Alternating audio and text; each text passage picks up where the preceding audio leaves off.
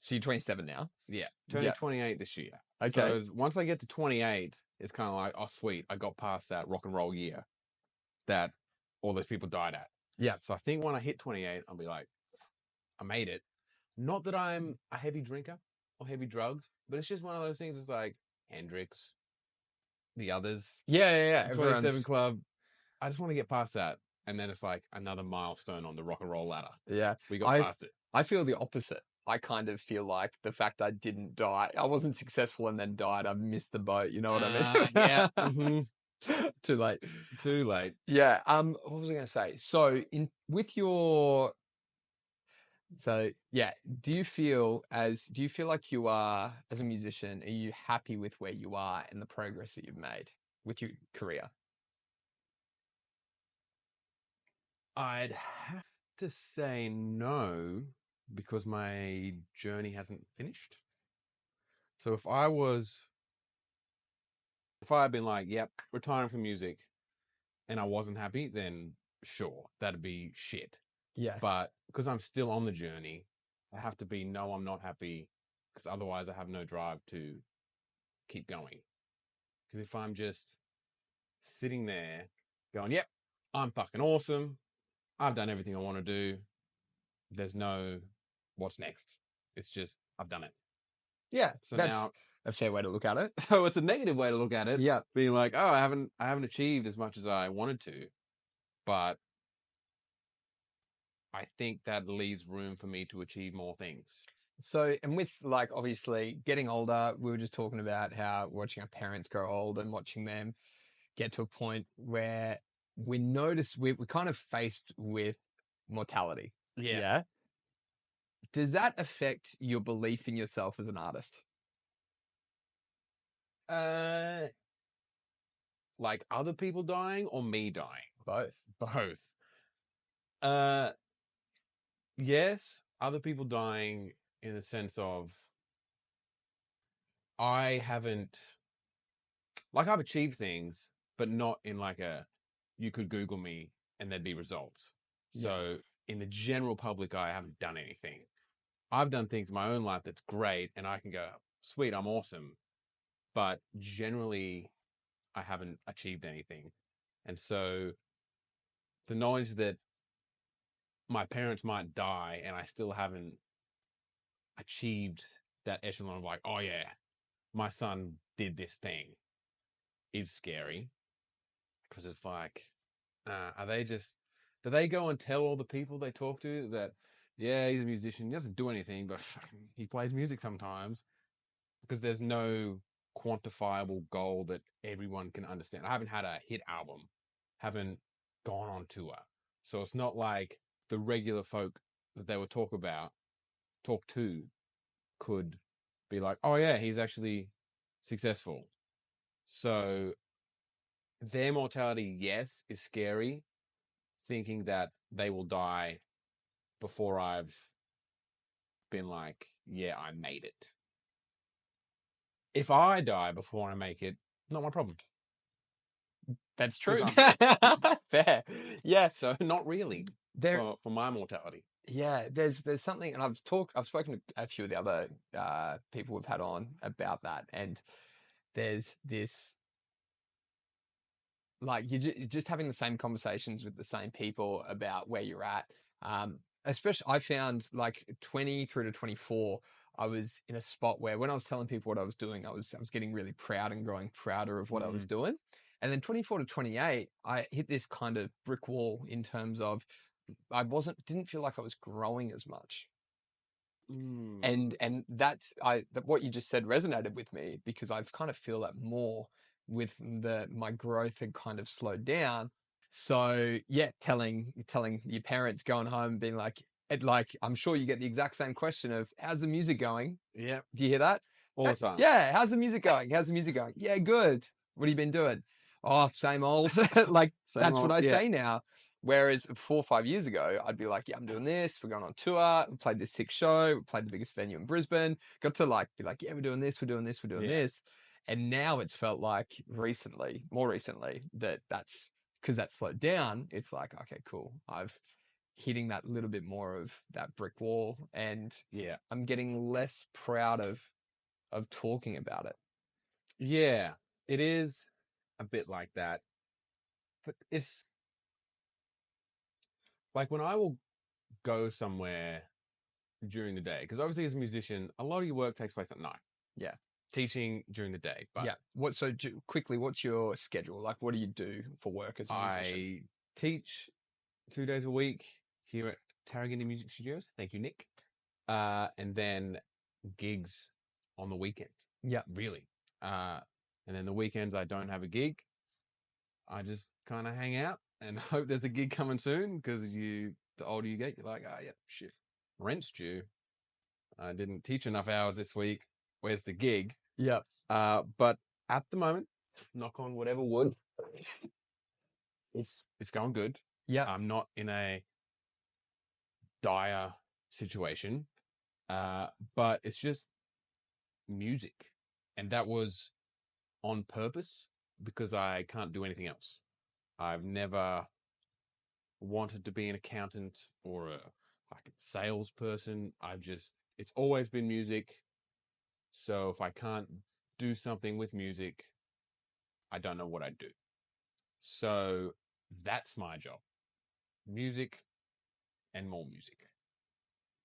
And I think that answers your question. Yeah. About what I do. It's cool. And then, so if we go back to what we were just talking about of like that's what you do. And then do you feel like you've been like dealing with that same question of how's it all going? Oh, yeah. That's right. Yeah. How does that feel to you?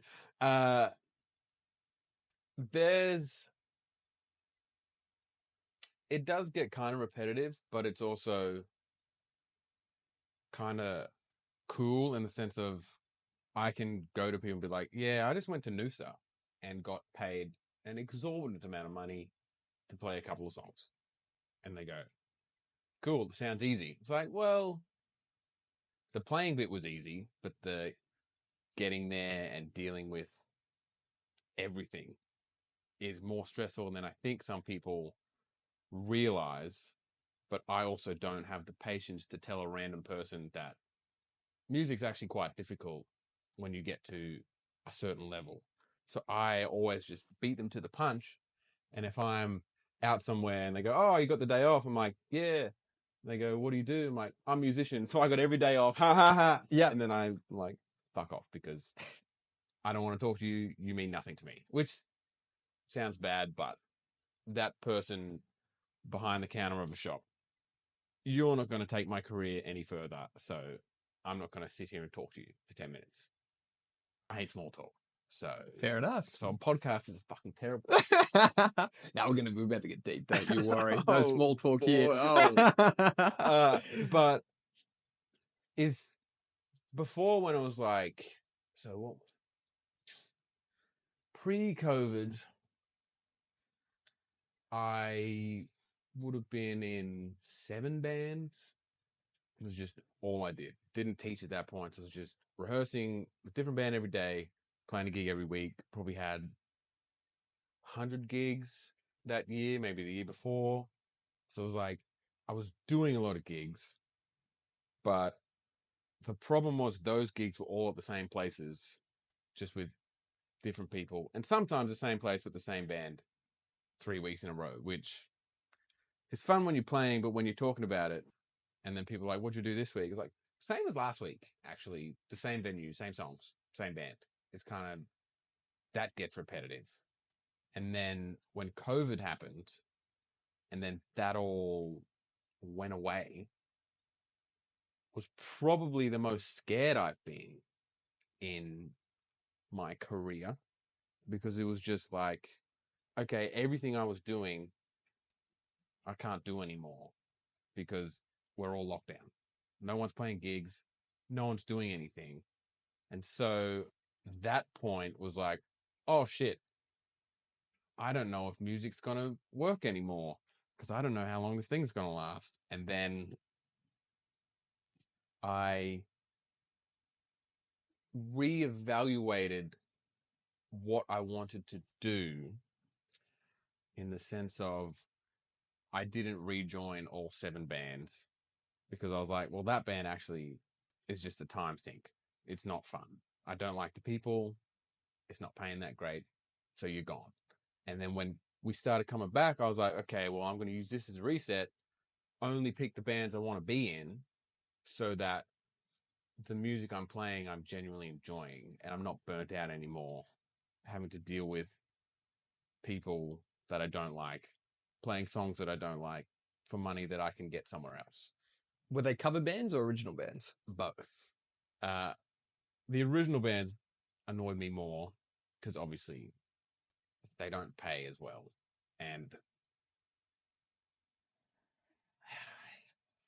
sometimes the songwriters are just shit. And if you're playing drums for a songwriter and it's like, I don't really have a say in the song because it's your name on the bill. So I'm just going to sit here and play the drums. And if I play something wrong, you can tell me. If not, I'm going to leave it. And so I don't really have any input. And so I can sit there and play a shit song that I think's garbage, but just not really do anything about it because I don't feel that's my place. Whereas now I'm in a point where I can be like, yeah, that bass line sucked. We should change it. And they can go, oh, cool. You're not attacking me.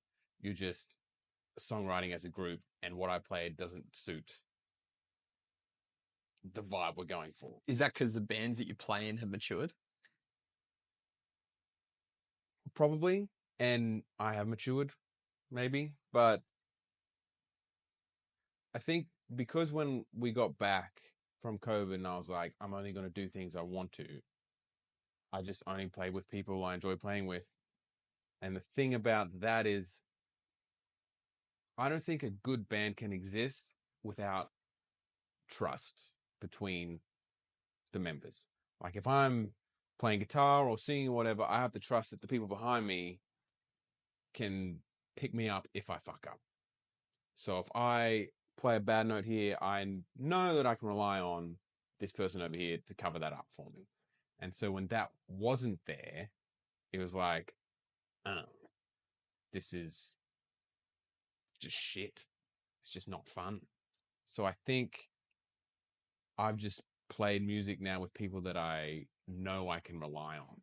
So yes, they've matured, but they were kind of already there before. I've just cut out the people that weren't cutting it. Fair enough. Fair enough. So how did you what was that elimination process? How did you work out what bands weren't worth it? It's just picking them out of a hat. Just going, fuck, yep, no, not you. It was, money was a factor because obviously at that point I was like, okay, well, I'm now, what was it, 2020? I'm now 23. No one likes you when you're 23. So what am I trying to say? Told it to be a horrible podcast guest. How did you choose? How did I choose? Was it just musicianship? Were you like, these people suck, I don't want to work with these people anymore? I'll clip that. Partly musicianship, partly if we're not playing music, do I enjoy hanging out with you? Because a lot of music is waiting around. Yeah. You're waiting around before you go on, hanging out after you play. So if I don't want to hang out with you, I'm probably not going to play with you unless you pay a lot of money, and none of them did. So were these bands that you were spending time in the writing room with as well? Some of them, yes. And yeah, so one of those, I stayed longer than I probably should have. It annoyed me a lot, just that people weren't doing things. I felt like I was the only one doing anything. And when you're the drummer in a band, it's like, we can take the drum part, but if you solo the drum part, it's not fun. It's a fucking drum beat. It's not a song. And it wasn't any crazy like prog shit where the drums are like a legitimate musical part. This was AC/DC done. Yeah. Fucking my bit's done. So I'd sit there and I'd be like, okay, I've done my part. I can sit here and talk with the other people and we can work that out. And then if they go home and say, yeah, I'm going to work on this and come back next week and I haven't worked on it, it's like, what the fuck are we doing here? Same as anything, right? You If you're just- making agreements with people and Yeah. you're like, yeah, we're going to do this. Like, doesn't matter what it is, you know? It just, and it's a shame because that band I enjoyed at the start. It was really fun. But then it just got to the point where I think either everyone was burnt out or they just didn't have the desire anymore to do what we were doing. Interesting. So here's a good question. So it might not have necessarily been musicianship. It was to what degree were people actually invested in the band? Would you say? Yeah. Like, I'm sure there were good musicians in Yeah, they those were projects. great musicians. But it was like, I can tell this band is not high on your priority list, which is, and I understand I was at that point. I was playing in 7 bands. I was in a lot. So it's like, they can't all be top priority. But I definitely, I based my attitude on like, I'm going to show up and be exactly what you've asked me to be. If I said, I'm going to learn this song, I'm going to come in rehearsal room and know it. You're not going to have to be like, fuck, you didn't learn your part. It was always, I prided myself on the fact that like I was reliable. I did what I said I was going to do. So no one had a reason to kick me out of a band or be annoyed at me because I just did exactly what I said and what we agreed upon doing. And so when I was in a lot of bands, it was like, yeah, they weren't all high priority, but they all got the same level of effort from me. So if I said in this band, I'm going to do that, I did that. And if I did that for 7 bands, that's a lot of things I've got to do, which has then led to, I don't know if I like this because I'm just working myself so much. And then the reward for half of them wasn't there because nobody else held their end of the bargain. So I kind of just went, I don't like that. And that's how they got thrown out. That's how we. That's how you made the decision. How I made the I'm not going decision. to work with those I'm people. not working anymore. with those people because you're just liars and not doing what you said you're going to do. So fuck you. Do you think that's part of like they're treating it like a hobby, or do you think that's just them as people? Yeah, I haven't said the names. I think it's people. Yeah, They're just like if they treat that job, right? Like let's say, yeah, I think yeah, if they're working, they if were they're working in sales They're- and they didn't sell anything. They're like, I'm going to sell 3 things today. That's my allocated. I don't know how sales work. I Yep. assume it's just that's it. it. You You nailed nailed it. it. Yeah, you nailed it. Yeah, sell it. My quota this week is 3. Mm. And they just don't try to get any sales. And then at the end of the week, they're like, oh, well, I'll try again next week. It's like, well, you didn't try. So Great point. how are you still at this job? Yeah, Any other job you would have been fired. But in music, for some reason, we allow these people to great point. be useless. Yeah. Okay, that's a really interesting thought to go down because there's so many things that make that. I completely agree that I think sometimes people don't give that band or the music or that musical outlet, whether that's a band or a cover band, the effort it deserves because it is a side project and maybe they don't have enough time. But reflectively, I think you are right. Maybe it's just who they are as people. And in a job, there's actually metrics. It doesn't matter what job you're doing.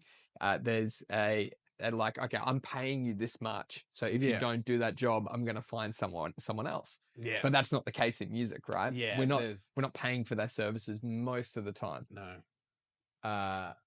So it probably is a combo of like who they are as people, but also in their minds, music is just, I get to play with my friends and not, I'm making this my career. I'm going full into music and this is how I'm going to make my living. So when they have other options, obviously there's not as much drive to make a band work. There's no leverage. Because you've got, I could just go back to the fucking office. And for sure. clicky clack and I've got my money that is guaranteed.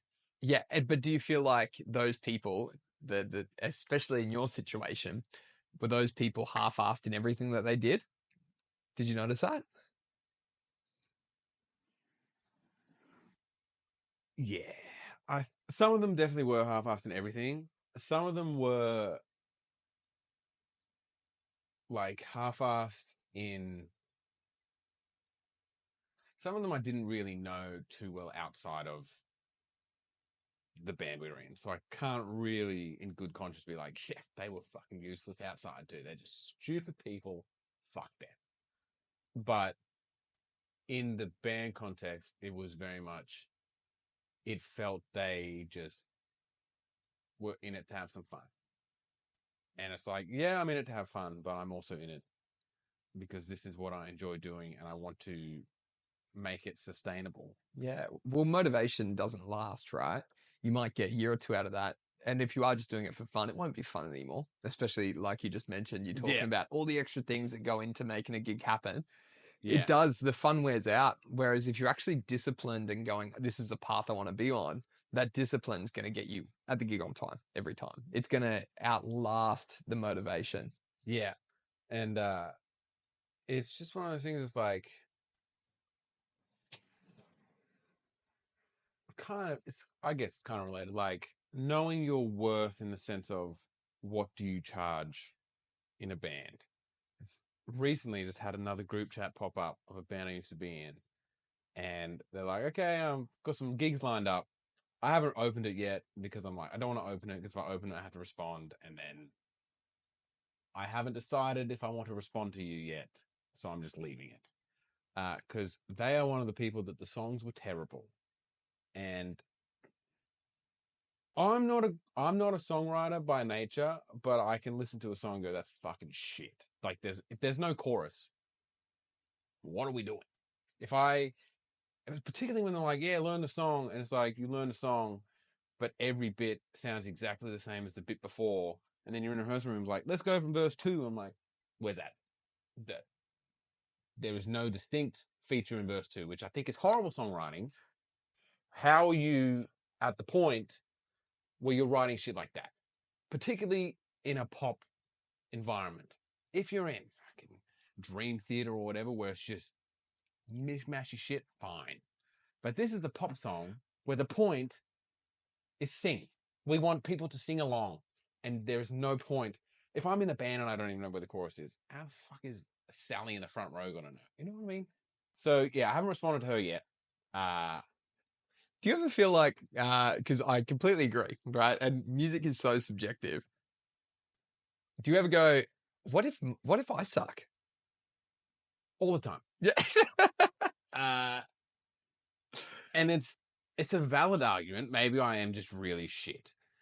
Uh but in saying that, it's also like just from a listening standpoint, I can listen to a song once and go, that's cool. So I can also listen to a song once and go, that's fucking not cool. That you didn't have anything. And I've met people that have been like, yeah, you got to play this song like 10 times before you really understand it. And it's like, That's bad songwriting. no, you've just listened to it enough times that you force yourself to like the song. So that doesn't mean it's a good song. Because I know that I can listen to some songs once and go, that's great.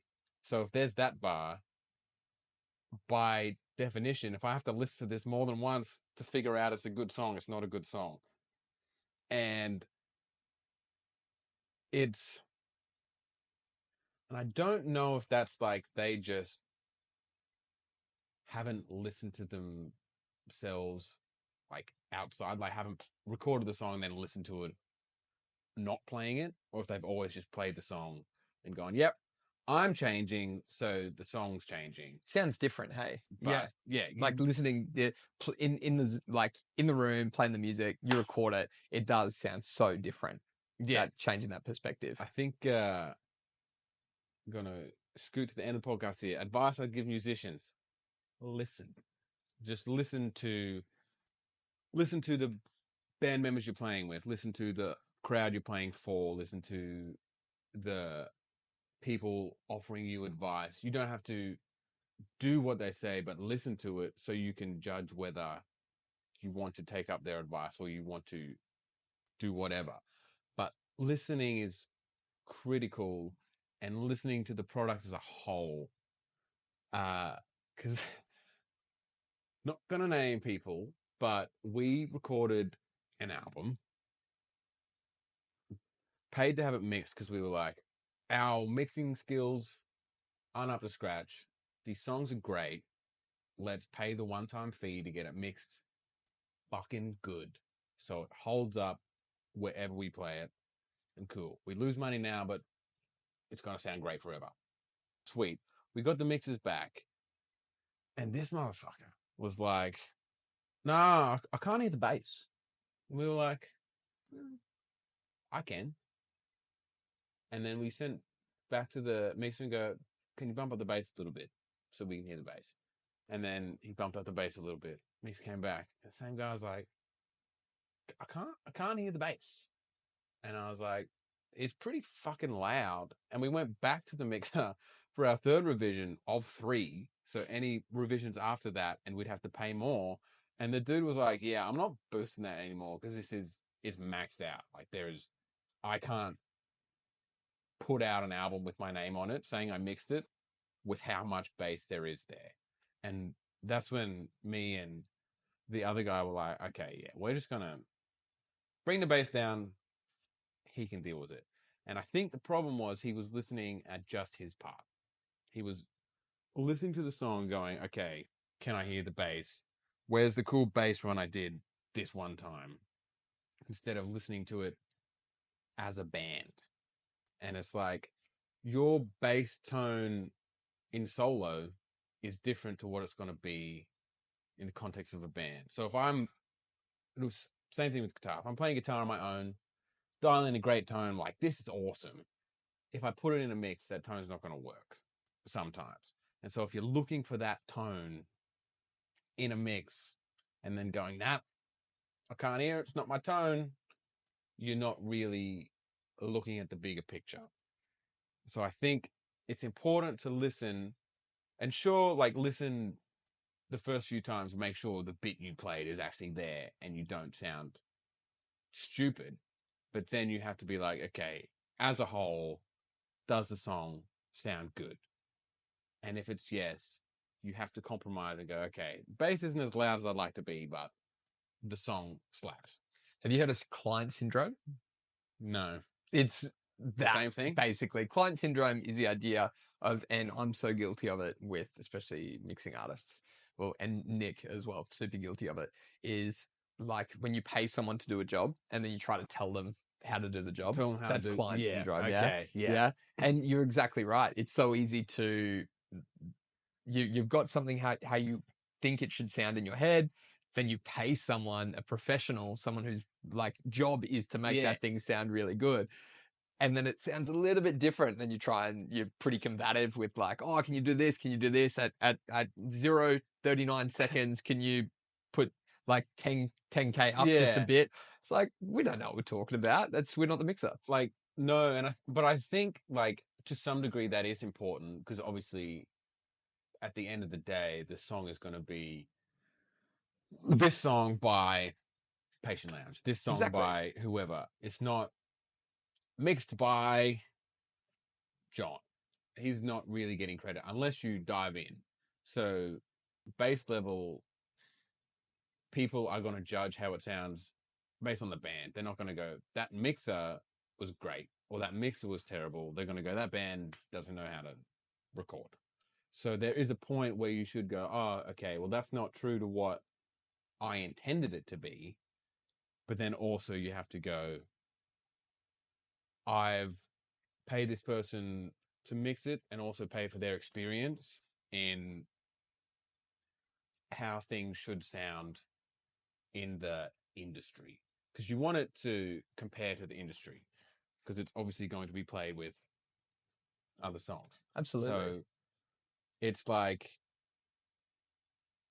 have a little bit of client syndrome, but also know when to let go and trust in the mixer. And we'll come back to trust. It's like, if you kept going back to that mixer, maybe you just didn't trust them enough to mix your submit song properly. to, yeah. So maybe you just chose the wrong mix engineer and you need to go somewhere else, which obviously is hard when you've already paid them and they're mixing, and then you go, I don't trust you. Go somewhere else. I've just lost $500.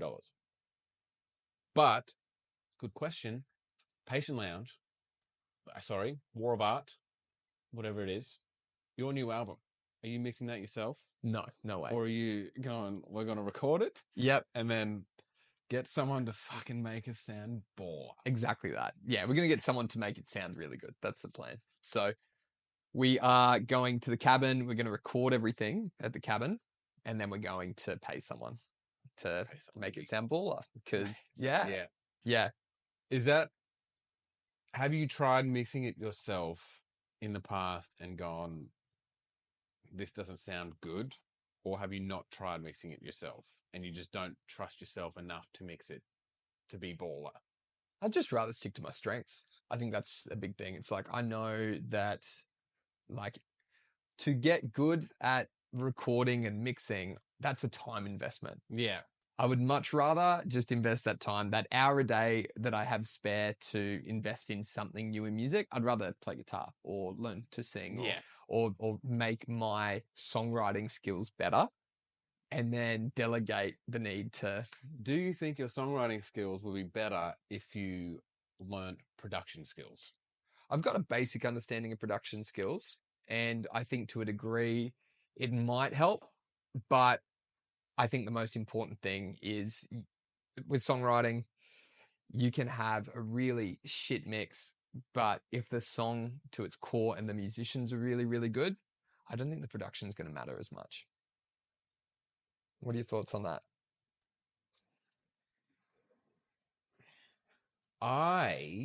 So post-COVID,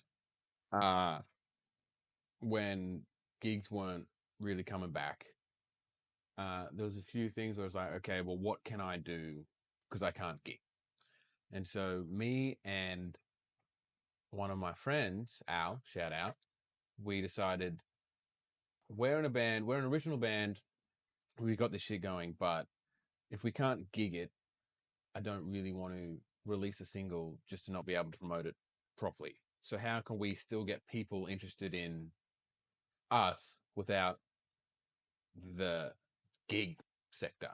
And we decided we would take like top 40 songs and make them punk, record a cover version, simple video, and then just have that weekly. And then so people would be searching these songs because they're charting. They'd see, oh, a punk version. Oh, I like punk. I know that song. What's that going to sound like? And then the description be, if you want original music, go here. That was the whole plan. But if you're doing something like that every week, you can't really pay someone else to mix it. It's expensive, yeah. That's a lot of mixing. So I was like, well, I'll learn it. I'll just sit there and learn how to mix to a point where we can do this on our own. And at the time, I went in with the wrong mindset of, I want to learn how to get a template done so I can just get a mix template done so we can just record songs, put it through, beep, boop, beep, boop. Sounds great. Not entirely what mixing is.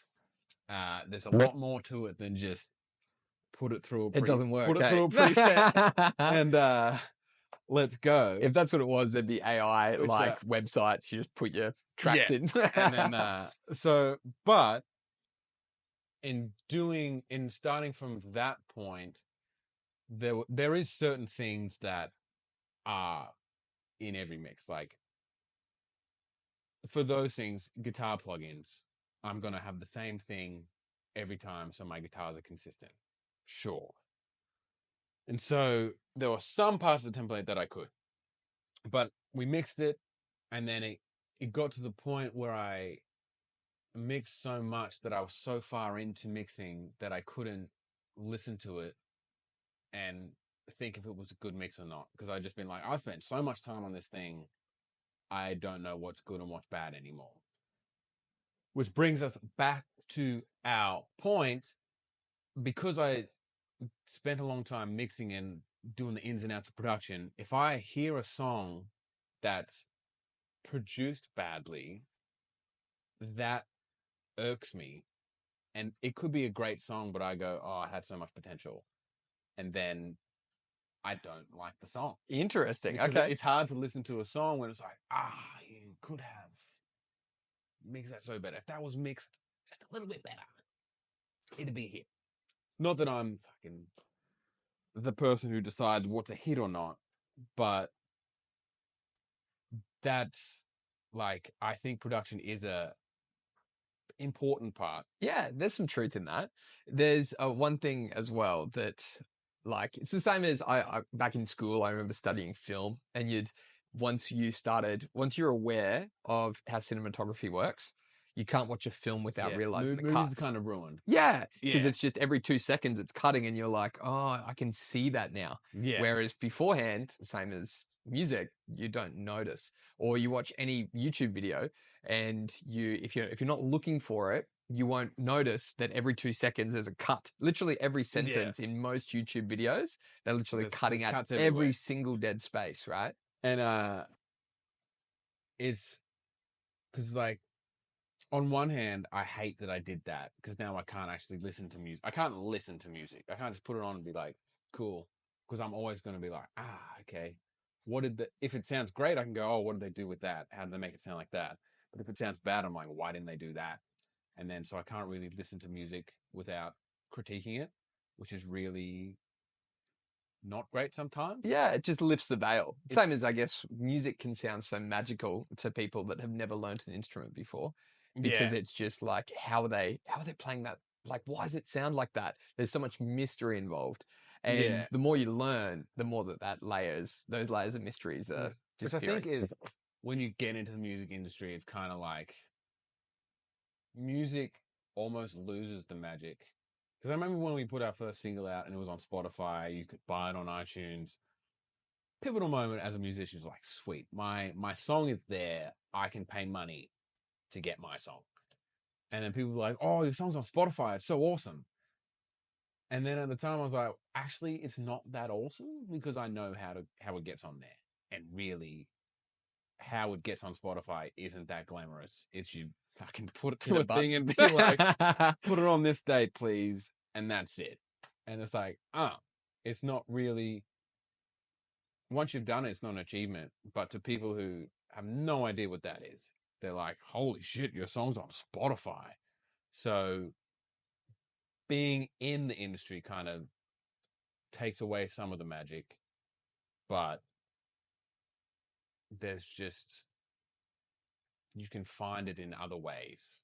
You have to find it in other ways because the base magic of fuck, music's cool is not, it's not cool anymore because I know how it works. Yeah, exactly. And each layer kind of does that. Like you were talking before about the gigs, and you're talking about going, oh yeah, get to play a show in Noosa.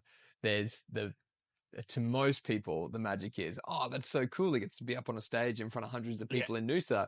It's not, nah, I gotta travel for, blah, blah, blah, have to do all these things, had Yeah. to spend back and forth with emailing the booking agent, we had to give away, we had to fucking take $200-300 off our fee so we could actually play the show, like all those little things that Yeah. really add up. Yeah. And but the good thing still is those things that do add up still haven't added up to the point where fuck, I hate this. Like I'm still very much enjoying It it. was still worth it. So it's still like, okay, I can deal with the shitty things because once the project is finished, I'm like, yeah, that was fun. Yeah. It was like anything. You see a beautiful, like, glass, right? And the way that the crystals formed and that kind of thing. You look at that and you're like, this is cool. But Yeah. that took years and years and years of experience to make that, crystal chandelier or whatever it was. It's years and years and years of understanding that to know how to Yeah. make that thing, right? So what are the shittest parts for you as a musician then? Shittest parts. Uh, funnily enough, the people. Uh, when you're in a band, you can't just rely on your own abilities. Yeah. You obviously have to be up to scratch, and you can't be the weak link. But I don't want to say I'm still in situations.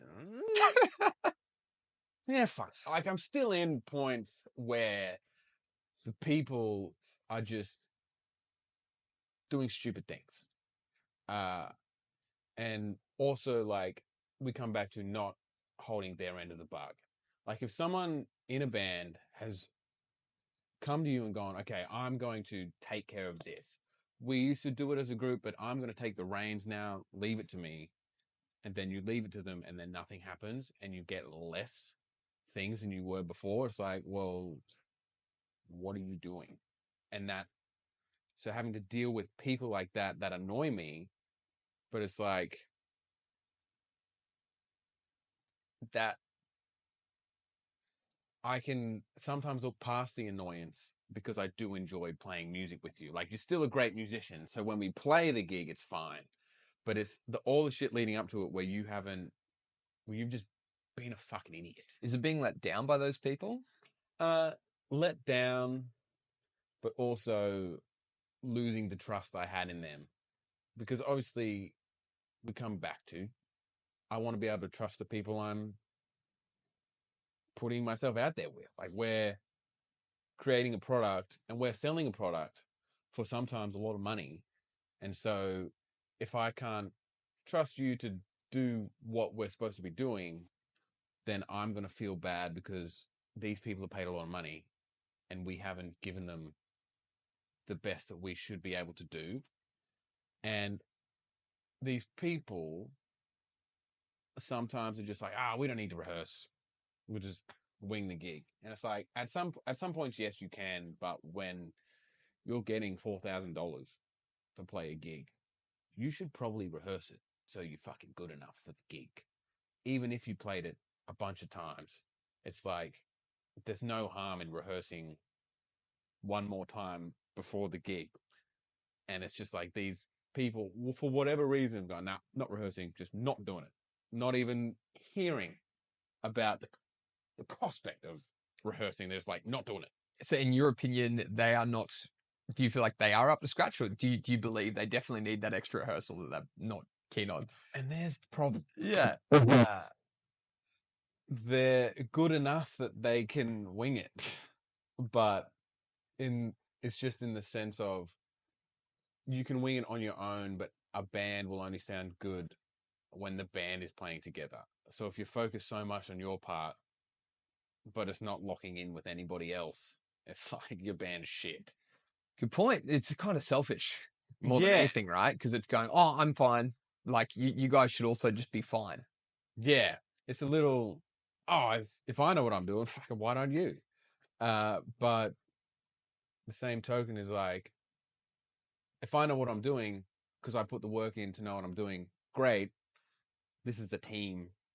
So we kind of have to help our team members bring up. So if this person is like, oh shit, I'm not ready, can we please rehearse? And I'm there going, nah, not doing it. We're not really supporting them the way we should. And I think that kind of attitude is going to give a ceiling to how far the band can go. That's a great point. You look at sports teams, for example. They're still at training 2 to 3 times a week. Like, professional sports teams. Yeah, they're going to pay $200 million. Every single day, they are at the court training together as a team. Yeah. And if you need a little bit of extra work, you'll go focus on that outside of those hours. Outside of the team hours, Yeah. But as a professional sports person, you don't go, oh, I won 2 championships, I'll be sweet. No, they're still there with the rest of the team, working with the rest of the team. That's a great point. Yeah. So music is a team. So if you're not being a team player, that annoys me. And I'm the kind of person that I'd rather die on the inside than hurt somebody else. So it's like, if we were on a first date, I picked you up in my car and I'm within 2 minutes, I've gone, fuck, I don't like you. I'm not going to pull over and be like, this isn't going to work. I'm going to sit through the entire date, kill myself inside before telling you I don't like you because I don't want to hurt you. So these people in the band that do this thing that annoy me, I'll deal with it on my own. I'll let it slide because I'm just. Why don't you just tell them? Why don't I just tell them? Because I don't think they would listen. In the sense of,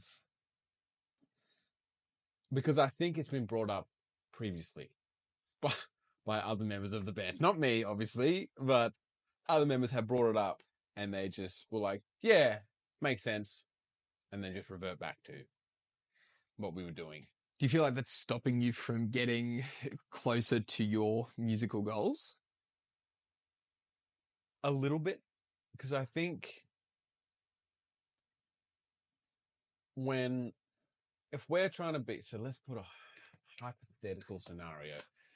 Say we are a band and we want to get to the point where we're only playing corporate shows that are paying $5,000 each. So we're getting $1,000 each gig,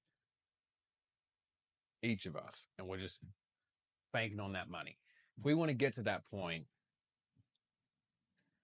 I don't think we can get there unless everybody's like, okay, we need to rehearse, we need to put all this work in, and we need to sacrifice our own selfishness or lack of desire to do something that I think is worthless, but in the grand scheme is not worthless. And I think you need to work as a team to be able to go, okay, our flaws are we don't play great as a band, so let's work on playing great as a band. But you're enabling that because you're not holding them to a higher standard. Yeah, I'm not holding them accountable. Yeah. So they're doing a shit thing. Do they know they're doing a shit thing? Correct. Yeah. So if you're aware that they're doing a shit thing and you're not pulling them up on that thing, you're enabling them? I'm enabling the shit thing. Yeah. So what you're saying is everything's my fault. Correct. Cool. Yeah. Thanks. Definitely your fault. It's all my fault. So what are you going to do now? You're going to go in, you're just going to, I'm laying down the law. It's hard as a musician though to do that because again, we're soft people. We're very but then again, you see bands that are killing it, and the bands that are killing it, the people that are killing it, are normally a bit of a dickhead, you know? Yeah. Because they're people that are strong with their boundaries. They're people that are like, same as any business, the people that go, no, it's this way because I know this way works. We're going to do it this way. Otherwise you can fuck off. That's how success works. And I think it's more, I'm not really the instrument that is band leader. I've always been the out of focus guy on purpose so that I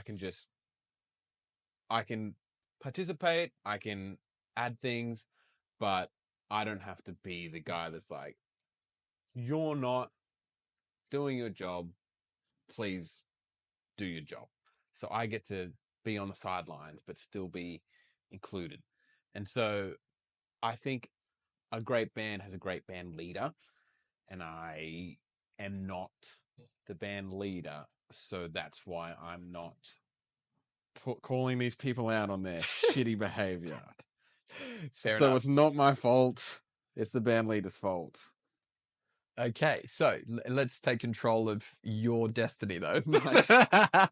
How do we fix that so what is your goal? Like, what if we were talking before about dying before doing something that you're proud of, and not for you, but for your parents' sake, right? Yeah. What do you want? Like, what would that be? What would that look like to you?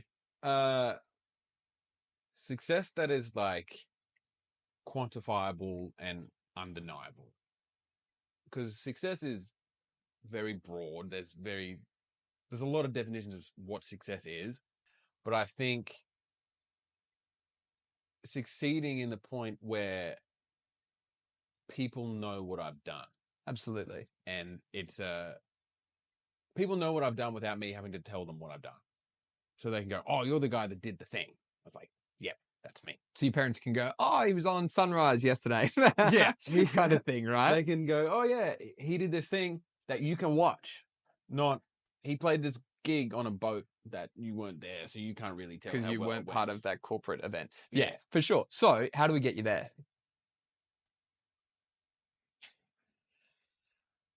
Tell people they're useless and fucking do their job. Do you feel like being a passenger sometimes to the band leader has restricted you from getting the growth in music that you would like? Maybe a little bit. But by being one of the, backseat drivers or the passenger, I allow myself to not get too stressed out / hung up on a lot of the shitty things. Like, we're going to rely on the band leader his job is to book the gigs. So it's cool. I don't have to worry about cold calling people or scouring pages for gigs. I know that that's taken care of. And I know that my job is to make sure when we get to that point, I can help in whatever other ways. Once we've got the gig, I can go, okay, cool. I can help us get there. I can help us make the set list. I can help us rehearse. I can make sure we play great or I play great. And so I alleviate all the stress by being a passenger. If I was a driver, I'd have to hold the fucking wheel and then decide where we're going.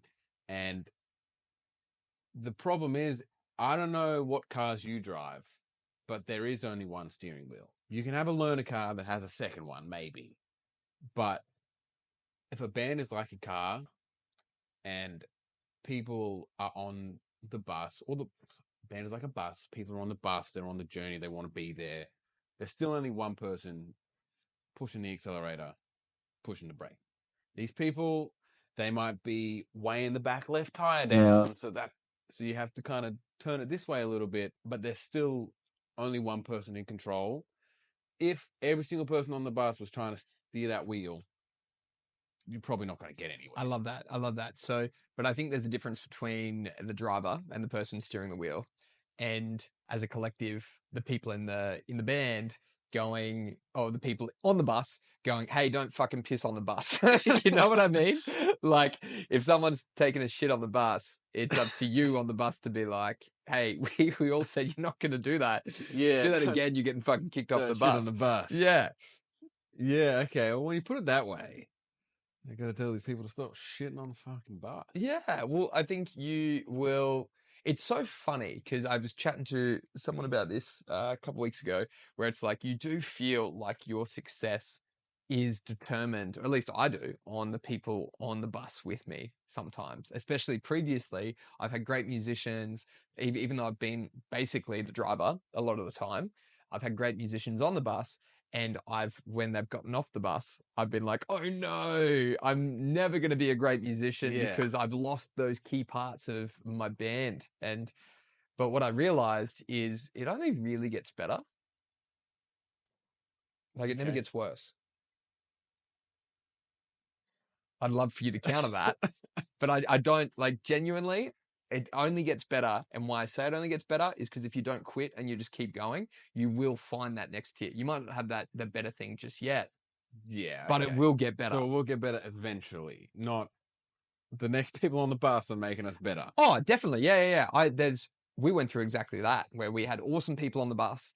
The awesome people, great musicians left. So we spent ages trying to replace them on the bus and couldn't find the right fit. And I completely agree that for a long time, I was still feeling like, oh no, the great people on the bus have gone. But now I've gone, okay, the people that have got on the bus are awesome. I've found the new direction and where we're going. And I'm so grateful that those original people got off the bus because they wouldn't be happy on the bus with where it is now. Right.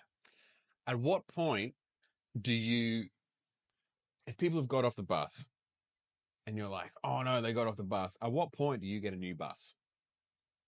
At what point do you go, this bus is stopped, I'm leaving that, I'm going to start a new bus, I'm going to get a new bus, shiny new bus, or we're going to put our old bus in for a service and get it nice and shiny again, and it's a new bus? Or are you like, the bus is the same, the people have just changed? It depends if you're the bus or the driver. Like, am I the bus or I think Because the bus would be the project, right? absolutely. Yeah. Okay. So Great at what idea. point do you just get a new bus? That's exactly what we're about to do. You're about to get off a new bus. We're about to go. All get off the bus. Yeah, this bus is getting old. It's getting old. We're pulling over. We're going to the bus shop and we're buying a new bus. Yeah. And the people that we finished that first journey with are going to all jump off that bus and jump on the new bus. But we've got a brand new shiny bus that's about to start a new journey. And that was the point of why we're about to do a rebrand. We're about to change our name. We're about to do a whole bunch of spicy things that you only know about if you've listened to the podcast.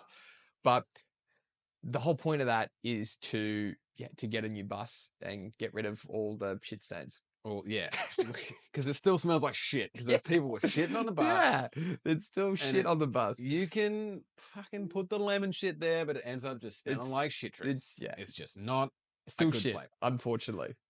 So, new bus. How long did it take you to get to the point where it's like, okay, I want a new bus? Did you hold on to the old bus? Absolutely. For too long? Yeah, absolutely. I think the detriment of your sanity? Or do you think you held on? I think we could still use that old bus if we wanted to. But I think there's something in like the success that we had on the old bus and how good the old bus ran when it first started. It's Perla. And to go, okay, cool. Let's get a brand new bus, brand new engine, brand new like identity. We've learnt so much that I'm so much more capable. The first journey on this bus is going to be much better than the journey on that bus. Because when I was driving that one, I was 18, didn't really know what I was doing, and I was just kind of making it up. But now I've got 10 years of knowledge that on our maiden journey on this one. Much better bus driver. Yeah, much better bus driver. We're going to look after it. We're going to do a much better thing. And again, we don't really have an idea of where we're going, but the journey is going to be a lot funner on this new bus. Okay. So we're going to talk about you for a little bit. Okay. This new bus. So the old bus, where it was kind of not breaking down, but not really moving forward, there was a stall. What led to the rebrand, and why do you think the rebrand is important? I think the rebrand is important because we started off as cut the bus analogy for a second. I was going to get really hard. We started off as this awesome, like, we'll pretend we're a shop now, right? Start off as a breakfast cafe.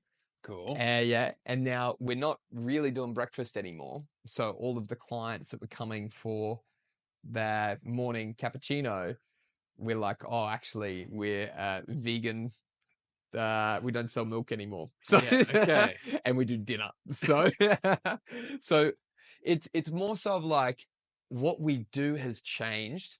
And although we could just keep the same thing, there's something empowering about doing it again and rebranding and just starting a new restaurant.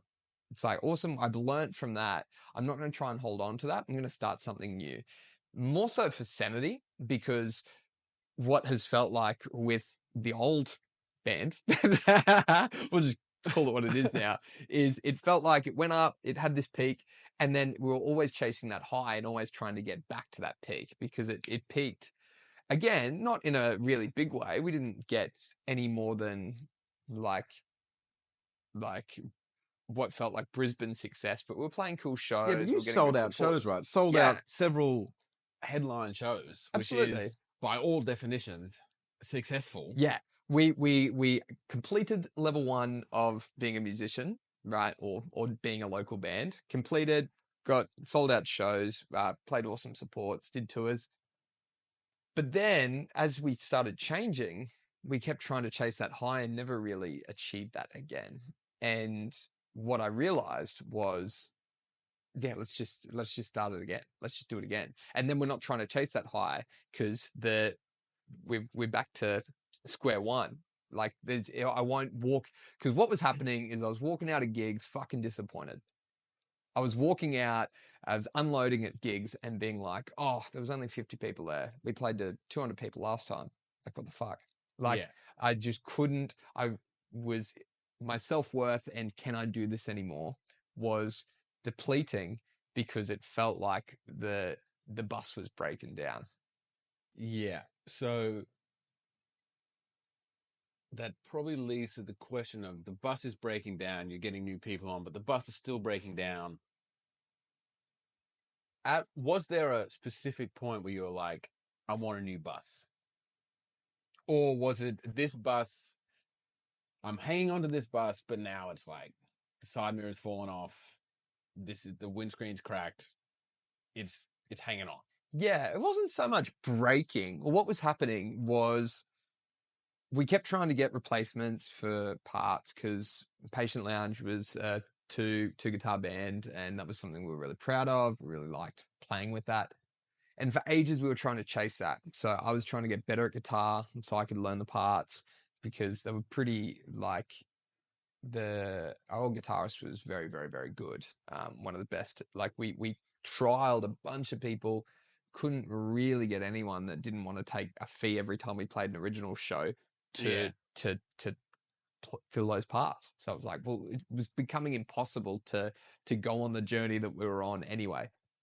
So that was happening, and then I was listening. We did a whole bunch of demos and pre-pros, and I was listening to them. They only had one guitar part in them because I tracked one guitar part, and we were like, oh, we'll write lead parts later, or we'll get a lead guitarist in. I was still caught up on this idea of we can't be the band that we were if we don't have that second guitar part. Yeah. And then listening to the pre-pros, I was just realizing, like, don't need another guitar. Like, these sound fucking sick. And they're leaving more room to do cool stuff with the vocals. And we've got Trish now, so we can, like, literally treat her like another melodic instrument and get her doing all these cool runs and these BVs and play with it and do it in a way that's more pop as well, and not pop as in sound pop, but like pop production-esque, like make really thick vocal harmonies with really thick BVs because we've got so much space in the mix now. And then I realized, okay, well, this is going to sound different to what we've done previously. It's still the same kind of thing at its core, but it is going to sound different. So it's going to be different. It's going to sound different. It's got a different kind of soul now. So why pretend it's the same thing? Right. Okay. I like it. How many, now, have you done several pre-pros, or have you just pre-pro'd it once, gone, sweet, let's record it? No, several. Why? Because things kept happening. So we fucking lose them. So we had this whole idea of, it was You lost stupid. them. It was stupid. What we were going to do is we were going to record the whole thing as like live sessions and put them on YouTube. And we did one of them. One of them's up there already. And as we had Teak like mixing and doing it, and he went from scratch. So he went from not doing a mix before to, apart from like just like mixing his band in a room, to trying to get stuff that was professional and sounding really, really good chuck on YouTube. He did an incredible job. In a year, he went from sounding like how you'd expect someone to sound to sounding professional in that year. Like, it sounds incredible. Cool. Yeah. So we recorded a bunch of the songs like that. And then, so we had that, and then we recorded them again as pre-pros, or some of them as pre-pros, not all of them as pre-pros, because we were just trying to go, okay, cool. We're going to track a song at a time. Like, the strategy kept changing. So we were like, oh, we'll do a song at a time. So we did the pre-pro for it. And then we went, oh, actually, we don't want to do that song anymore. We'll do this song. So we'll do the pre-pro for that. And then we're like, oh, let's just do it again because the parts aren't that good. So we did it again. So some of the songs we've done haven't pre-pro'd once. And then there's like 2 songs that we've done like 2 or 3 times. Okay. Yeah. Why do you think not having because it sounds like you just kind of changed your mind all the time. Like, you were going one path and it was like, don't want to do that path anymore. We're going to swap. Would it have been better for you if you just stuck to the path, or do you think changing the path and doing pre-pros several times is going to make it make the end result significantly better? When I say pre-pros, the actual music wasn't changing. We just had to record it So again. you re-recorded again. Yeah, we just recorded it again because we wanted to. All we changed was, so we did it like we recorded it properly to put on YouTube, and I had no idea where the fuck T put that, so we had to do it again, and then we tracked all the bits in, and then okay. So what it probably feels like we did it more times because we did it for YouTube, then we went to go and overdub the YouTube one, and then we went, oh, we'll just do it again. So we recorded it again, sounded much better, but none of the parts had changed. Like the song was it was still the same song. We just recorded it in a different way because again, Teak was also like, oh, I don't like how it sounds. I fucking fucked up the drums, blah, blah, blah. And then we did it again. I don't think we did the drums again, but we, overdubbed everything again. And just, yeah, it just constantly evolved, but more so, we weren't messing with the song itself.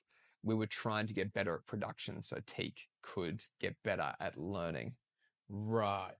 So you're essentially using them as trial runs. Absolutely. For the Yeah. proper recording. Yeah. So when I say we pre-prod stuff over and over again, we were doing it more for Teak. At the time, he was hyped to get in and learn to record as best we can. And because we wanted to save money, we didn't want to spend a fortune on someone mixing it. That's where the doing it over and over again came from, because we were trying to do it ourselves and couldn't quite nail So it. you mentioned you're going somewhere, you're going to pay someone to mix it. Yep. So you were going from doing it ourselves with Teak to now paying someone else. What changed? Teak doesn't want to do it anymore. That's simple. Yeah, Teak's going to help us record it, but he's really busy. The amount of effort it'll take, that his words were like, I enjoy tracking it because I get to spend that time with you guys. But for me to get it to sound the way I want to do an album, that's hours and hours and hours by myself behind a computer that we weren't going to pay him for. Okay. Yeah, so he was going to do it for free originally. Hence why we put so much time and energy into it. So, yeah, you've got to the point now that you're going, okay, we're going to record it properly, do all that. Do you feel like the times you did things for Teak's sake to go, okay, we're practicing this so you can get better at producing, that now he's not really mixing it anymore? Have you felt that was kind of, why didn't we just record the album at the start and then mix it up? Are you, I suppose regret might be the word, but it's like that kind of feeling of, fuck, we did that. We could have had this album out 8 months ago if we just at the start gone, bang, let's record it and send it off. Absolutely, we could have. I don't really regret things because I know that we're going to make it better. It's going to be better now because of that. Like, because we learned so much. We were still in that teething phase of working out how the band really gelled together. And I'm grateful, even though it sucked at the time, getting to spend all that time recording it over and over again. And again, the parts weren't changing, but we were just working out how to sound better as a band. Because we went through stages of like, the first one we tracked it to click. The second one we were like, oh, actually it sounds better if we don't track it to click, and record the drums and the bass at the same time. Like, we've learned all these little tricks that we're like, okay, cool. This is making the product sound better, so that when we go in now, like, we're prepared now where we wouldn't have been prepared previously. And I don't think the songs would have sounded as good as they're going to sound now. Like, I finally feel ready to get it recorded, and I don't think I felt that previously. Okay. Yeah. So is that, you felt ready to record? Is that where you're like, okay, new bus, we're fucking... Absolutely. Yeah. I was like, okay, this sound is different. This sound is, we've got Saro as well. Like, there's no point trying to chase that old thing. Let's just do something new. Let's go. And I think what we're going to do, it's going to be fun. It's going to be exciting. Everyone's going to feel like it is this brand new project. And when you treat it like that in your brain, it's like, oh, well, Patient Lounge was just a prequel. You know what I mean? Mm-hmm. Are you afraid that this new So not the what do you call the main story Yeah. is not gonna live up to the hype the prequel created for the main story. Ooh. Oh, absolutely. How are you dealing with that fear? Or are you just pushing it to the back of your mind going, fuck, if it doesn't live up, it doesn't live up. I'm happy with it. I think that's it. I think I'm really proud of what we've created. And if it doesn't live up to other people's expectations, I don't really care. I've kind of pre-framed it already in my brain by like, I love the process of going to the cabin and recording that music and getting that done. Like that was so much fun to me. So there is 100%. I think the closer we get to recording it, the more the fear of, oh no, what if it sucks and no one likes it? That is always there. And it is strong. It is strong because again, we've got this bell curve that shows that we did quite well recently and then we've dropped off. But that's just I think that's just part of the process. I think feeling that fear is normal. And yeah, you can't let that fear, like it's irrational to let that fear do anything. Like yeah, I just love the journey. And I think that's why I'm doing this. That's why I'm chatting to more musicians. That's why I've realized that to help with our success, I've got to increase my network and meet new people and get to know as many people as I can in the music industry. Number one, but number two is also love the process and love the journey. And I remember speaking to Matt about this. He just wants to get out and play gigs and play gigs. And I know that irrational fear is telling me, yeah, but you might not have anyone that wants you to play a show. Like you might not have, like you might just be stuck playing Tomcat for the rest of your life. And I'm trying to combat that by going like, well, I don't care because I much prefer going to the cabin and creating new music. So you love the journey. So when this album is out, are you just now going, okay, next journey? Are you gonna album number already 2. start thinking about number 2 and not even once it's out, it's like, sweet. Absolutely, yeah. Well, what I loved is the last 2 songs that we wrote as a band collectively together, because on this new album that's going to come out, a bunch of it is stuff that I already had like pretty clear ideas of what I wanted the song to be. And then the other half we wrote together. And some of those were at the start, like when we first started going to the cabin.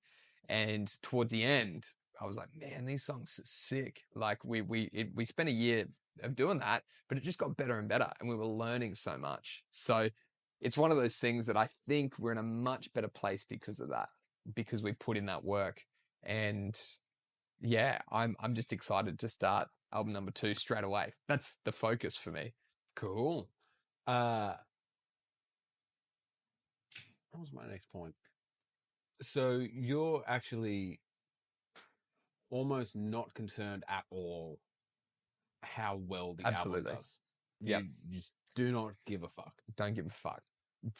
I've convinced myself that I love the journey more and I love what we're doing, like creating music. That's great. Like I just get these visions still of like, even, this is weird, but I picture myself going to the cabin. I've had this vision of like, even like taking like a little kid up there. Like if I were to have kids, if I were to keep moving on that part of my journey, that I can just see myself still creating music and allowing that other part of my life to play out as well. Right. So you like creating more than playing. Yeah, I do. I love the creation part of it. I used to love, and I think it always changes, but I used to love the performance side of things more. But the creation side of things is really where my passion is. And I love the frustration that comes with going, I know I can make something really, really cool. And then all of a sudden it comes out and you're like, oh, that is fun. That is really cool. I love how that sounds. And I'm really proud of how that sounds. And if I have to keep doing that, if it means I've got a little kid that I've fucking put big earmuffs on and taken up to the cabin so that we can still play music, then I will do that. So you love the creativity, but there's not really any financial stability in creativity. Like you can put an album out and This is the royalties hard are shit. part. Yeah, So it's like if you want to make money from it, you have to either play shows or sell merch or do whatever. Are you concerned that you're so into the creative bit that you're just going to pump a bunch of money in this thing and not recoup any of it because you haven't yeah. thought about it? I think we've done that already. I think we've already learned those lessons of you pump money into it and it just nothing comes back out, and that's just music, unfortunately. Like unless you're in that really top percentile, like even the top, like you're not going to make money from streaming. You can make money from shows, but you need to make sure that there are people like hungry fans that want to see you and want to come and see your music, which apart from putting effort into making great music, you don't really have much control over apart from how you market. Okay, so you're sales. Yeah. You're a salesman. Yeah. How would you market this album to get the band to the point where there's enough fans that it's not a complete sinkhole? Like you might break even. Yeah. Social media. What is your marketing plan? Yeah. Social media, social media, social media. But what exactly? Advertising, two things. The plan so far, advertising, making sure that we are promoting the songs and slowly every 6 to 8 weeks dropping a new song. So the album isn't going to be just dropped because I think that's fucking stupid.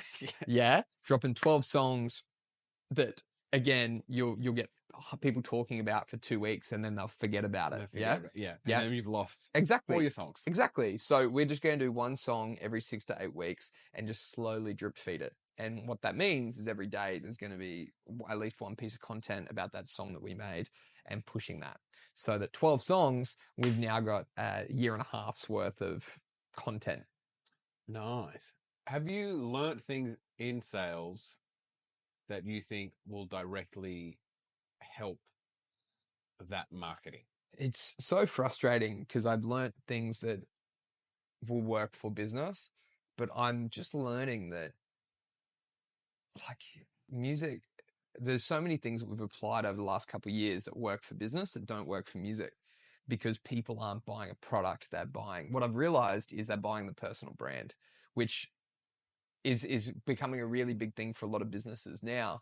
But if you try and push your music, like just listen to my music's really cool. My music's really cool. No one gives a fuck. Yeah. it's kind of like music is the superpower. Yep. But no one gives a fuck about the superpower unless they like the superhero. Correct. Exactly. If I can control thunder, no one gives a fuck. Yeah. Thor can control thunder, and they're like, "That's fucking awesome." Yeah, that's exactly it. So that's the point. That's it. Like you got to make sure that you're taking care of the superhero part. You gotta be someone that people go, I would want to be friends with them. The next thing to that point is you've got to speak your truth and you've got to be like unapologetically yourself, because people that people connect with are not the indifferent people. If you're like, yeah, I don't really have any strong views on anything, like no one gives a fuck about that person. No one cares about that person. People if you're on a podcast going, I fucking love Donald Trump, people are going to love that or they're going to hate that. But they're going to react. But they're going to react to that. And you're going to get people to go, yeah, I also love Donald Trump. And they're going to tell their friends. And then you're going to get people to go, I hate Donald Trump. I think he's disgusting. And I think you're disgusting. And they're going to share that. But then in that circle, they're also going to have people that like Donald Trump. So them sharing that is promoting you as well. Lead to Donald Trump. Yeah. And it doesn't matter what that is. Veganism, there's so many other things. That's a really big thing of what's, in my opinion, has propelled a lot of the Brisbane music scene, is because a lot of it at the moment is like a lot of the bands that are getting like traction are bands that are virtue signaling through whatever it is that is dominant at the time, right? Yeah. Whether they know it or not, the bands that are doing it even by accident are getting slightly more traction because music's subjective. Yes, some songs are good, some songs are not good. But if your songs are good and you are connecting to a tribe, you're going to be so much better off than just a band that has good music and cannot connect to anyone. Doesn't matter how good your music is if you're not someone that people can connect to. Yeah. Do you hate that that's how the music industry is? Would you prefer it to be, let me be creative, write a fucking good song, and it does the thing? I would have previously, but I've spent 5 to 6 to 8, 10 years working it fucking out. So now I am fine with it because it's like, okay, cool. That's why I'm doing this. That's why I want to meet people. I want to get in front of people. I want to talk about opinions. I want to talk about that because I'm passionate about it. And I'm like, now that I know how the game works and I know what the rules are, it's going to get easier. And I don't know, there's still a lot of it that I'm not really sure about as well. But this is what I'm starting to learn because we've had social media managers, we've tried doing things like sponsoring ads and doing that kind of thing, and that doesn't really work the same way building a personal brand works, because that's what people like. They see you and they go, oh, that's funny, I like who you are, or I like your values, or I like what you do. I wonder what your music sounds like. And they go, oh, this music's pretty good too. Yeah. So what is the balance on your social media between this is me as a person, also this is my song? How is it 50-50, or are you going more, I want my social media presence to be 80%, this is who I am, 20%, this is the music I'm creating, or do you want it more even? There's a really good, and there's what I think is important is, and this is a sales tactic, but I think it can convert fairly easily to music, is it's jab, jab, hook. It's a Gary Vee thing. But the idea is that when you are selling something, you want to give value, give value, give value, give value, and then ask for something. The hook's asking for something, the jab's the value. With what we do, got to understand that the hook is like, here's our music. You're asking to buy people's attention.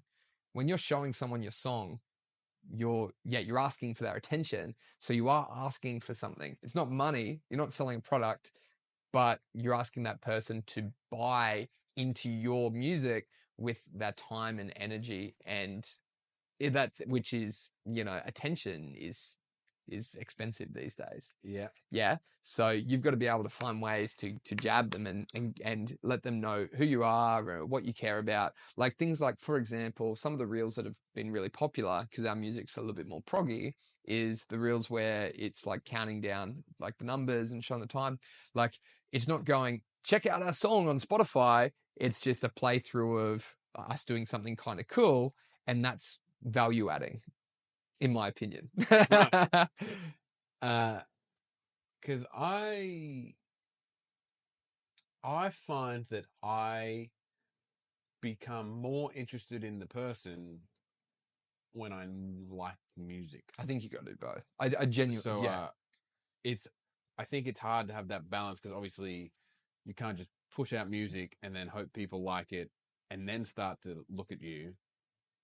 But you can't put all your attention on, look at how cool we are as people, and then forget that the music is also very important. Yeah. So I've worked this out too, right? So branding, right, is credibility, which is your music, and how much people like. Yeah, it's credibility and values is my opinion on what makes a really strong brand, because you need the credibility, right? The same reason, if a doctor, you might get on really, really well with this doctor, but he starts telling you shit and you're like, this is some whack shit. I'm not going to listen to that. That's fucking crazy. I'm not going to put that in my ass. Yeah, you're a great bloke, but I'm not going to put that in my butt. Then yeah, you're not going to listen to that doctor. Same deal as well. You might have someone who's really, really smart, but they're a wet blanket and you can't communicate with them properly in a hospital. You walk out of that appointment like, actually, I might go get a second opinion. Yeah. So we've got to look at that as well. So we've got to go, okay, cool. Like you need to make sure that you've got credibility and you've got to explain what your values are. And if you're able to do that, if you're able to show people what your values are and you've got the credibility to match, which in our case is good songs. Doesn't matter which one they find first. If people are looking for music, they'll find the credibility first, and then they'll jump on your social media and see your values and go, I fucking love this band. Yeah. What they're not going to do is if they hear great music, they jump on your social media and there's nothing there, or they realize that there's nothing there that makes them love or hate you, then they're indifferent to you and they're not going to care about you. Yeah, right. Yeah. So the values are important because people want to be around. This is a sales thing, but people want people that are like them, or people that they want to hang out with, or people that they'd love to be. If they look at you and go, man, I'd love that life. That's how social media works. People look at, people see social media profiles and go, oh, that guy, he's an e-com guy. He sits on his computer in Bali. I'm going to follow him because I think it's really cool. He goes partying all day and flies in private jets. And that is most of what social media is. It's everyone going, look at how cool my life is. Yeah. And you either love it and connect with it and go, yeah, I'm going to follow it because that's inspiration. Or you go, fuck that guy. And people comment on it like, you're a flog, whatever. But that's how social media works. So you obviously want to be authentic. Yep. So you can't really put reels up about, look how good my lifestyle is, just partying all the time. Yeah. So you're not attracting those people. If you're just talking about struggles all the time, do you think that's also not going to bring anyone in? Like if you're just always going, so today we tried this, but this didn't work because fuck the industry. This is why fuck the industry. Do you think that is authentic, but not the right authentic? I think that'll connect more with people than just going, hey, here's our song, guys. Come to our next gig. We're playing a show on the 15th of next month. Come check us out. Right. Because there's a story in the other one. That's people love stories. People love to connect with things. So if they're watching that story and this artist's like, man, the industry sucks, like blah, blah, blah, blah, blah, blah, blah, blah. People are going to comment. Number one, people are going to be like, don't give up. Like, I love what you do. Like, you need your, but that kind of thing. Or people are going to share it and go, fuck, look at this vlog, but they're going to share it. And they're going to talk about it. And people are going to like it and resonate with it. And people are going to go, yeah, I feel that. That's exactly how it feels. Again, I think it's probably not a strong strategy just to whinge about everything all the time. But you couple that's just as much. But people like to whinge. Exactly. People love to whinge. That is a lot of social media as well as just whinging about stuff. So I think mixing the values with I've worked. I had a brainwave a couple of weeks ago. I was like, that's all it is. It's just, what are your values? Where people either going to disagree with you or agree with you? It doesn't matter either or. Both are good, but you've got to connect with them. Option number two is, do you have the credibility to back it up? Because you can say, I'm a fucking awesome musician. That could be your brand. Your brand, instead of whinging about things, you might go, I'm the fucking best. My music's fucking awesome. I'm confident. I'm a hit with the ladies. And you might take on that persona of, I'm living the high life. I'm, in Bali. I'm doing this. I'm doing that. If your music's trash, you're just going to it's not going to work most of the time. There's outliers where they become a meme for that. Yeah. Yeah. But Andrew Tate, for example, Andrew Tate is so successful because he's got the values of, this is what I stand for. People love or they hate that. But he's got the credibility. If Andrew Tate was poor, no one would give a fuck. Yeah. The only reason he is what he is because he's got the money and the wealth and the track record of success to go, you should listen to me. Yeah. And in our case, that's our music and what our music sounds like, which again, put all the energy into making great music because that's half of the battle.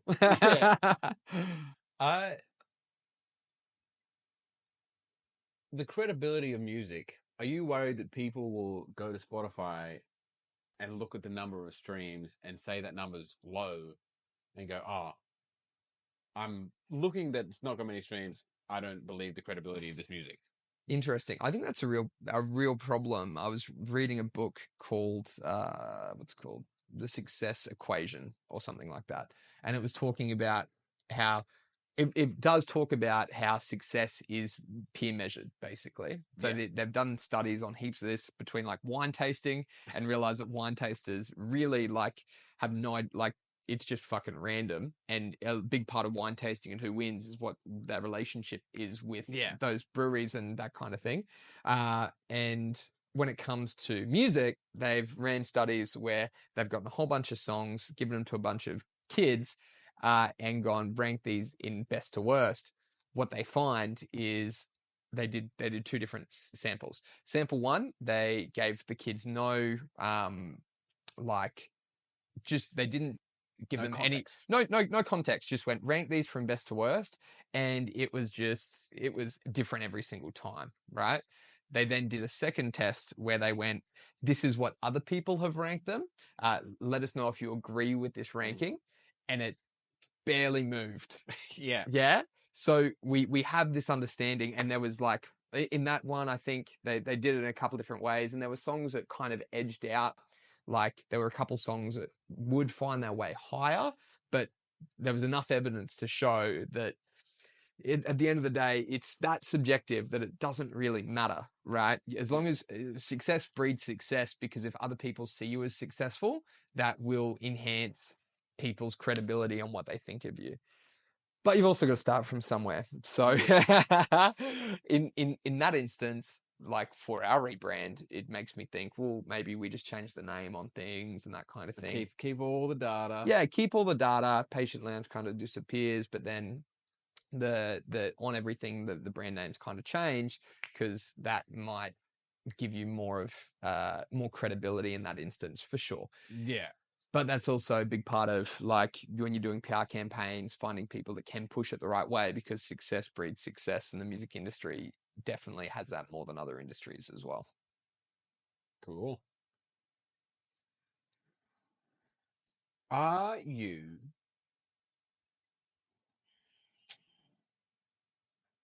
what am I trying to say?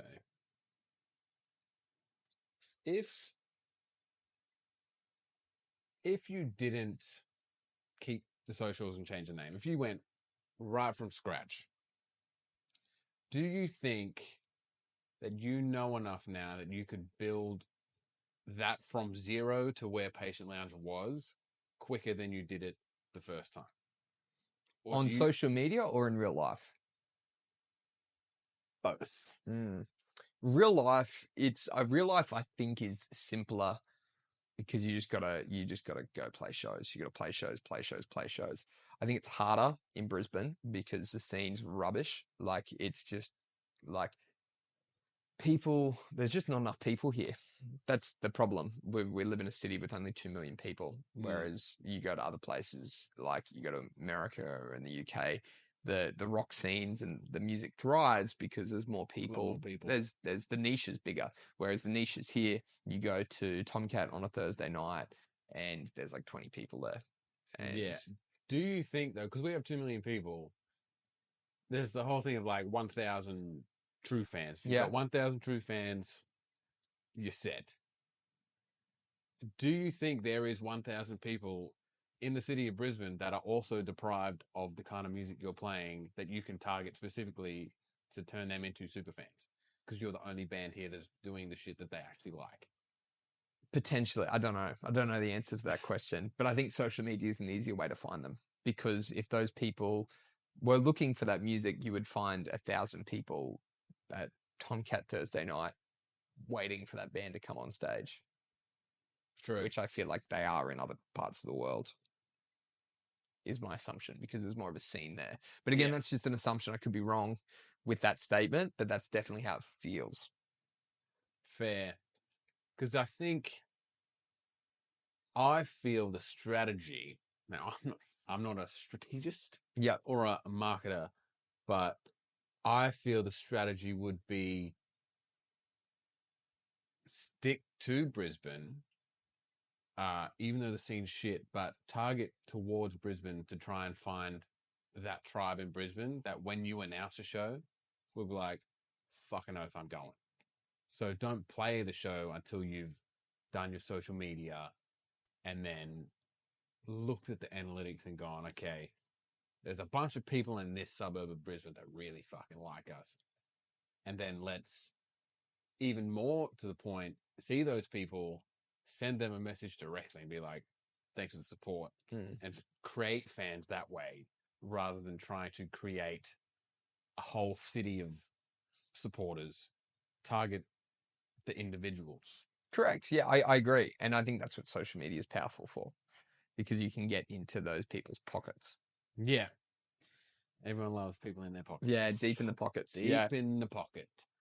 Because it's like, do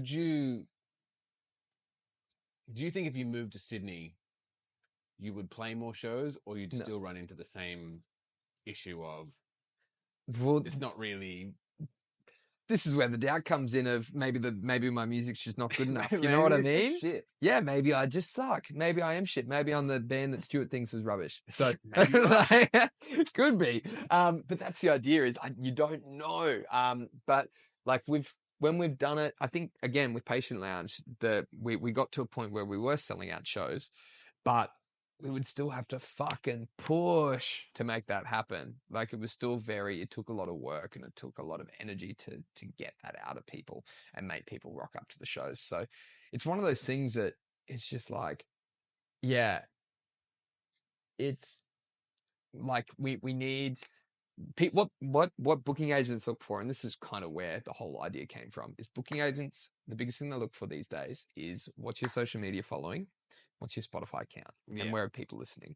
So if we don't have that level of credibility first, then we're not really going to get the other things. And so, okay, cool. Well, how do we get that in this day and age?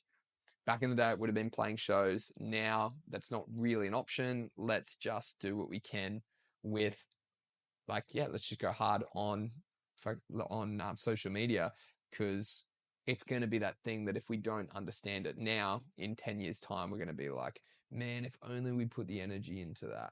Yeah. Maybe it's just me finding excuses for why I'm not successful, but I've found it's like a lot of things in the music industry is like, you need this to get here, but you need this to get here.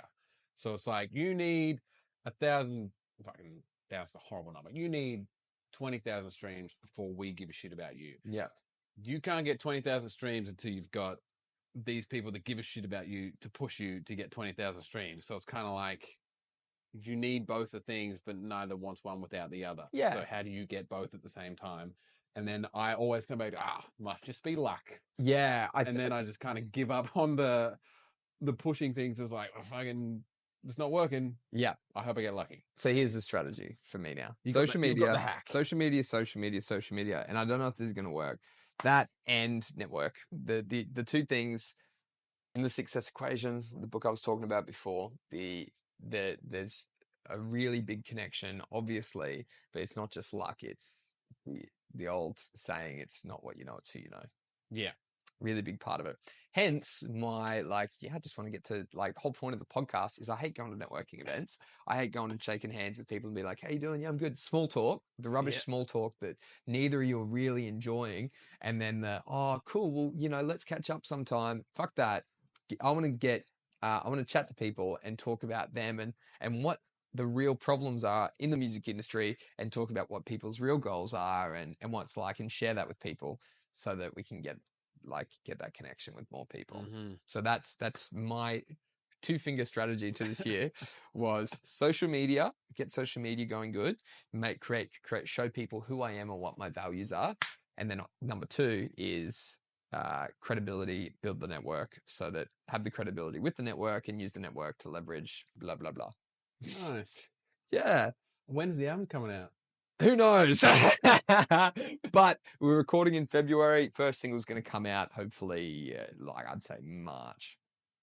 You're going that quick? You're Absolutely. Record it? Because this whole cycle can't begin when we can't change.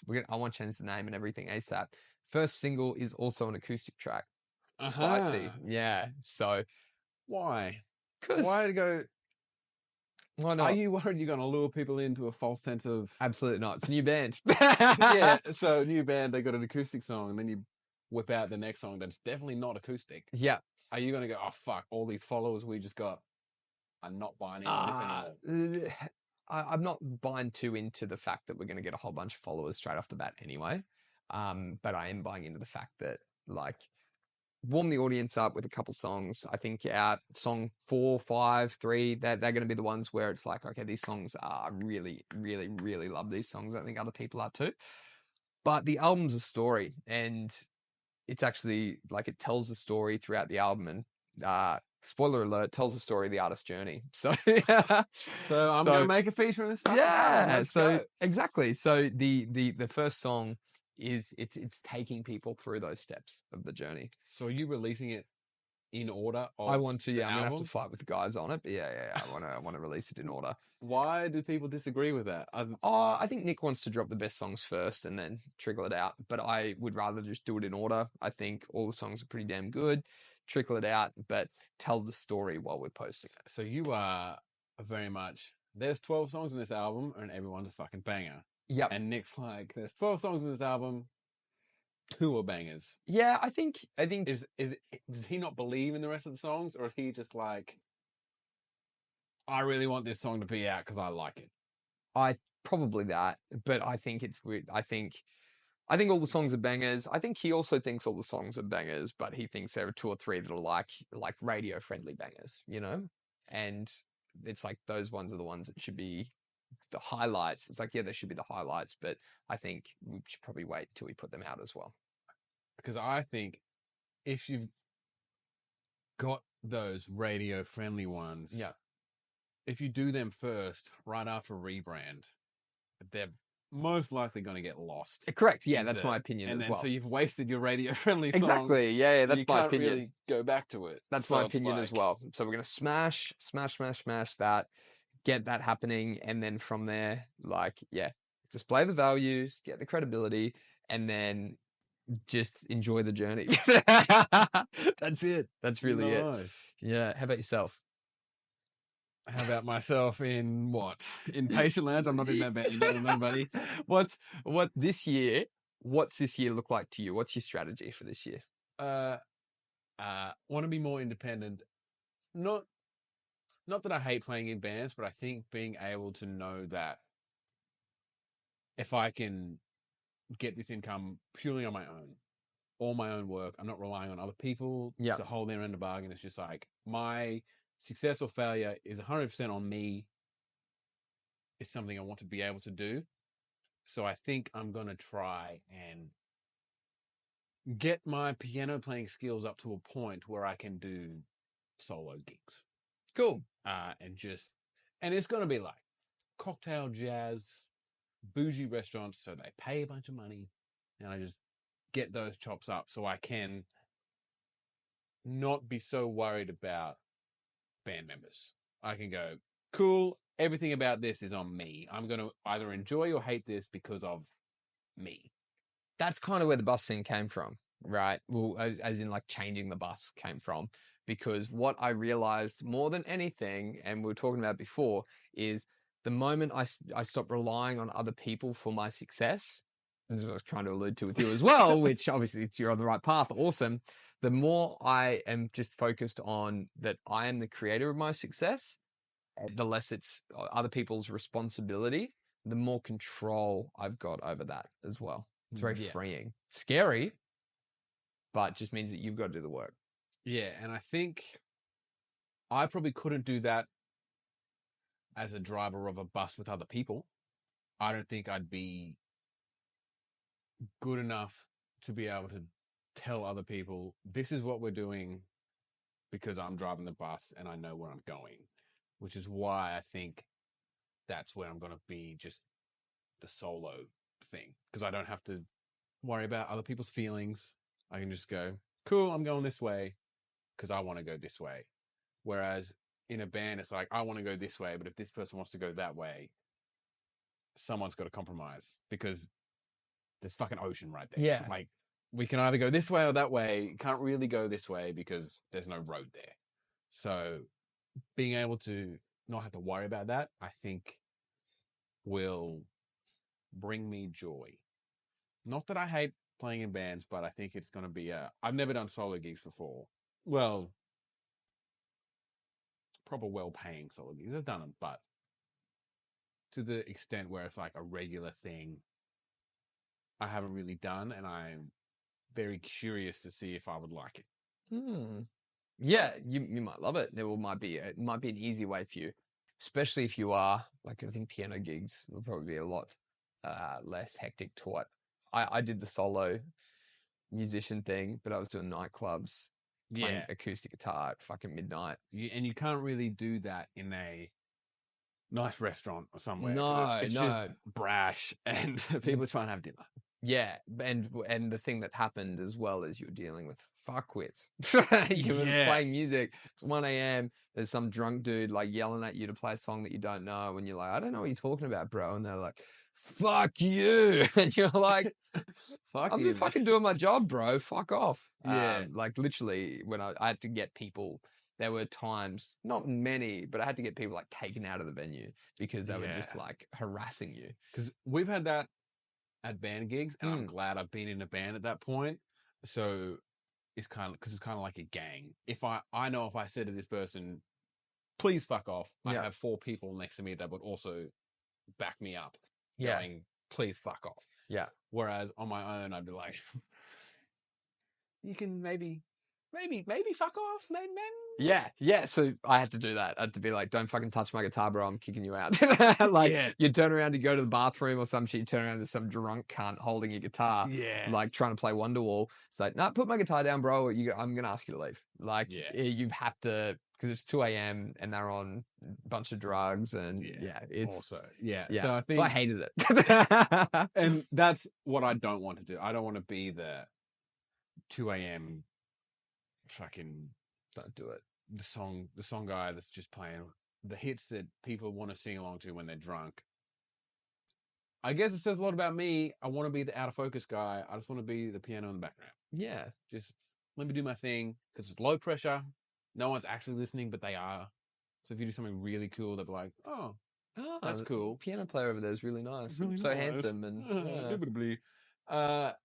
And but then I don't have to deal with just cunts. Yeah. Which there's a lot of them. They're everywhere. And these people probably are cunts, but they are in an environment where it's not really appropriate to behave like that. So they won't.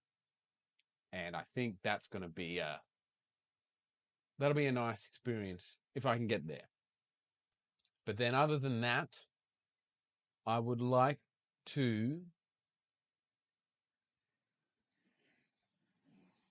get better gigs as a band. I don't really want to. The bars are fun. It's great when there's heaps of rowdy people and it's just a good energy, and you got real time feedback. But it's also having got the taste for the high end stuff. That's like all the businesses paying for you for their party. And it's like they're rowdy, but they're also not stupid because they know their boss is watching. So they're good enough rowdy that they're fun, you can interact, but not the rowdy where you have to go get off the stage. Yeah. Please. So I want more of those gigs. So I guess maybe I have to fucking start holding people accountable and go, that's it, bro. Hey, dude, stop being a piece of shit. I'm getting the good gigs. Fuck off if you're not gonna be up to the standard that we need to. We will find someone else. There's plenty of people that want to do those shows, bro. Yeah. So plenty of people. It's gonna be a journey of self-discovery this year, I think. Sick. But yes, what does your journey this year look like? Yeah, just getting social media, getting the album out, and doing this. I told myself I was going to do 2 podcasts a month. I'm already way ahead of schedule. This is number 5. And this one will probably come out this weekend. So yeah, so I've been at 1 a week, basically. So I got 4 out last month. This is number 1 of 4, ideally, this month. So yeah, I just want to keep finding more people, getting them on, talking to artists. So that's the goal. Release the album, and get good at social media. I had this massive distaste for social media. I hated it. Haven't been on it. But this year I was like, nah, I'm going to start using it. I'm going to start posting again. Started using my own personal page as well. Yeah. Because I hadn't touched it. I had an account that I've obviously used during school and as an adult, and I literally had it like, I didn't have the app on my phone, removed it for years. And now I'm like, nah, I'm back on. I'm going to start showing people what my life is because, according to my theory, that's really important. Really important because back in the day, like, there were just more resources to do that as an artist. Like, people, they were like, bands were, there were different ways people connected. I think the issue is because it's so easy to find things on social media, it's harder for the musician to be found. Yeah. In the sense of, before social media, if you wanted to hear music, you had to go out and hear music. You had to actively make the decision to step outside, go to the venue, and then you already are seeing them live and going, cool, they play good music. You can meet them afterwards and go, you're a shit person, I don't like you. Yeah. Or you're a cool person, I like you. And that's how that works. Yeah. And now it's like, if I can just see it on my phone, I'm not really tempted to go out because I'm just comfortable here. Exactly. The other thing too is back then it was a lot more filtered as to, like, people's opinion of you would either come from meeting you at a gig or seeing press stuff about you, what they read in a magazine or what they see. Like word of mouth was crazy. Yeah, it's super there important. wasn't any immediate proof. Exactly. Like, someone could go to your gig and be like, this is the fucking best band ever. And then you have to go to that gig to see find out. Yeah. if they're right. But now they go, No, bro. you just go, yeah. They're actually not, man. They Yeah. fucking suck. Exactly. And then you don't go. So I think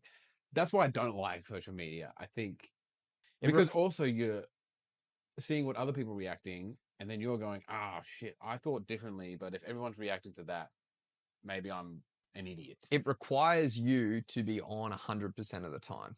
So with social media, the hard thing is you've got to be able to put out that great bit of, you've got to put out 100 bits of on brand, great value content, unlike back in the day where you'd pay a PR agent and they would do a really good article in a magazine. They'd put you on in an interview.